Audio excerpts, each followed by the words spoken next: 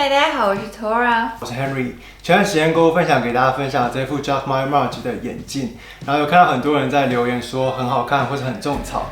今天呢，就是之前答应大家要更详细的介绍一下 Jacquemus March 这个品牌。对，因为我们俩觉得这个品牌在亚洲其实还算蛮小众的，除了龙哥之外，基本都没看到谁在戴。但是我觉得 Jacquemus March 就是那种入坑之后就很难再出来的品牌。在这边问卷调查一下，之前有听过 Jacquemus March 这个品牌的扣1，没听过的扣2。所以到底谁在戴 Jacquemus March 这个品牌呢？除了咱俩。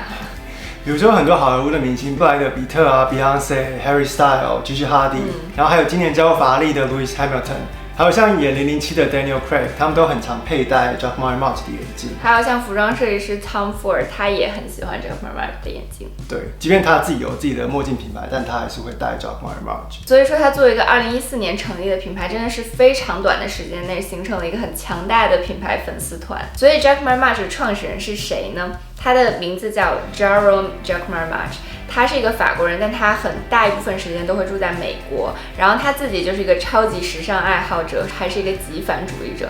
他有收藏50多套Yves Saint Laurent的西服，据他所说，他有收藏1000多副 vintage 墨镜，因为他觉得眼镜是非常重要的一个单品，也是别人第一眼就能注意到的东西，所以他觉得眼镜一定程度上就可以定义你的脸。这也是为什么他成立了一个眼镜品牌。像 Tora 说的，他非常爱 Yves Saint Laurent 这个设计师，他甚至出了一款眼镜，就叫做 Yves。大家看一下这个照片，是不是真的很像 Yves Saint Laurent 本人戴的这个眼镜？而且我看了 Yves Saint Laurent 他在 Marrakech 的房子，就有点能理解他在米兰店里的印花是哪来的了。其实呢，不只是 Yves Saint Laurent， 他的眼镜还受到各个时代的名人啊、明星啊，还有时尚 icon 的影响。比如说呢，像是摩洛哥王妃 Grace Kelly， 还有90年代非常有名的时尚 icon Caroline Kennedy， 以及70年代的明星也是时尚偶像 Diane Keaton， 还有 Bianca Jagger 等等。不过喜欢时尚的基本都绕不开这些人了。不知道大家记不记得我 vlog 里试到我戴着很好看的那一款 Dylan， 它的灵感来源呢，其实就是 Bob Dylan 戴的眼镜。然后像刚刚有提到，就 Lewis Hamilton 今天加入法拉利嘛，其实 Jacquemus March 它还有一款眼镜呢，就是以法拉利的创始人 Enzo Ferrari， 这个意大利Enzo Ferrari 这个创始人，他平常戴的眼镜为灵感而做了一款墨镜，就叫做 Enzo。反正他喜欢的东西真的很广啊。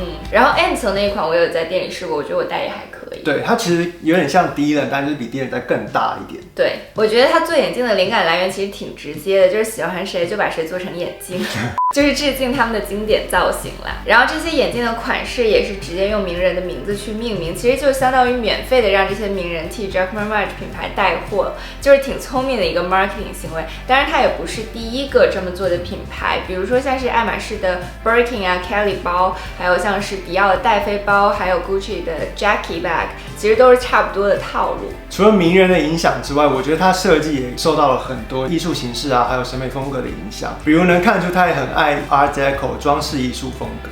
对，那 Art Deco 具体是什么样的一种风格呢？比较直观的参考其实就是像了不起的盖茨比那部电影里面的妆发造型，那就是很经典的 Art Deco 风格，是1920年代兴起的那种非常华丽、纸醉金迷的那种感觉，不仅是用在像是服装上，还有像室内设计啊、建筑很多都可以看到 Art Deco 这种风格。比如说纽约的帝国大厦就是 Art Deco 风格的典型的一个建筑。然后像是 Art Deco 风格的珠宝，我也非常的喜欢，比如说像是卡地亚的那种中古手镯，还有像宝格丽的中古戒指，就很常见 Art Deco 这种风格。对，其实在我们 vlog 里面也会看到你去试一些就是 Art Deco 风格这种饰品。我自己个人觉得 Art Deco 其实是极繁和极简主义的一个极致和谐的相处，也是我自己本人很喜欢的一种风格。像 Jacquemus March 它很多眼镜都有这种金属镜腿的这种设计，我觉得它这也是 Art Deco 的一种现代演绎。对，因为 Art Deco 风格就很常见一种几何图形，像扇形啊、方形，就是去做拼接的设计嘛。然后它这个就是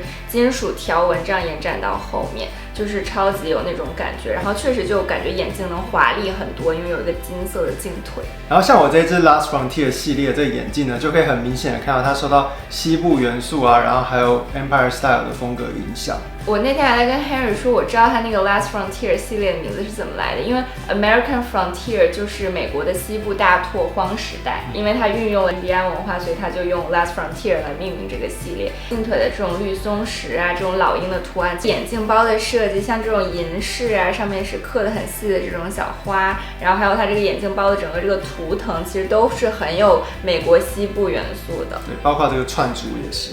这副眼镜呢，我也超爱它的这个金属镜腿，它在上面有很多这种细的雕刻，然后再加上这个弓箭的这种细节，我觉得非常有 Empire Style 的那种风格。所以 Empire Style 是什么呢？它学术的解释就是由拿破仑开启的一个19世纪非常华丽、富丽堂皇、很霸气、皇家的那种风格。最开始呢，其实是一种家居设计风格，常见的就是非常豪华那种法式的水晶灯呀、金色的墙壁，其实在巴黎很多豪华酒店都可以看到。Henry 刚才说他镜腿的这种弓箭设计，还有包括金银的这种拼接，就非常的能体现就是 Jacquemus March 对 Empire Style 这种风格的喜爱。这种风格放在眼镜上，我觉得其实也是蛮巧妙的。然后我觉得这也是让 Jacquemus March 它就是 stand out 的一个点。当然，以上我们提到的这些点呢，都可以算是 marketing 的噱头，但我觉得让大家买单的肯定不只是这样。所以 Jacquemus March 它到底为什么这么贵呢？以我的 Last Frontier 系列为例呢，它的这种金属细节都是在洛杉矶的一个工厂叫 Spectrum Manufacturing 做的。对，因为它的眼镜镜腿其实都是真金白银的，我觉得它的这个雕刻工艺也是真的非常的细。我记得我们第一眼看到这个眼镜的实物就超级惊艳。镜腿尾部呢，它镶了2颗就是天然宝石，就是那种绿松石啊，然后它的2颗颜色还不太一样，就让我有点就是不是很开心。因为它是天然的石头嘛，可能做你这个眼镜的时候就是懒得找了。对，就刚好就是随便拿2颗，然后也没有对一下颜色。对。不过因为每副都是限量的，所以其实也没有得选。我后来去店里看也完全没有 Rollings 了，然后它网上也都全部都sold out了。不过还好，我这一副是限量150副里面的第118副，所以我觉得数字至少还是不错的。对，你也是拥有全球限量150副眼镜的男人了。他每一款都搞限量这种饥饿营销，我觉得可能这也是他卖很贵的原因吧。像我们有说到 Jacquemus March 他眼镜都是限量的嘛，那它限量是怎么个限量法？比如说我这副 The Suit 它一共就出300副，不是这样的，它可能会有不同的材质组合颜色，它是那一个颜色那个材质那一款只有150副。比如说它这个 Rollings 就是只有这个棕色的板材，然后加上这样的银金的这种拼接是150副，但它还有4个颜色材质可以选择。像我刚刚说那些 Enzo 啊，然后还有这 Eves 这种比较经典款的款式，他们其实是会一直在出的。比如说啊，这个150副做完，那可能下一次的再出，它可能就颜色不一样，或者它一些细节会不一样。所以如果你是喜欢经典款的人的话，就是其实你是有很多选择的。对，就是你可以等到你最喜欢的颜色和材质的时候再去下手。对，但是我还有发现另外一点，就是它那种比较特殊系列，比如说像你那个的素，它就是跟那个模特联名的嘛，它这种系列的话，它比较少会再去出，对，所以我觉得如果是这种特别系列联名的话，这种就是会比较限量。那如果你喜欢的话，那你就可以去买这个。我觉得就是除了它做工用料真的好之外，然后它限量肯定也是一个噱头嘛。但我们之前有问过一个做眼镜设计师的朋友，然后他给很多大品牌设计过眼镜，就问他觉得这个 Jacquemus March 的眼镜怎么样，然后他就说好的眼镜呢，镜腿这边都是要封口的，但比如说像我这一副墨镜，它就是没有封口的。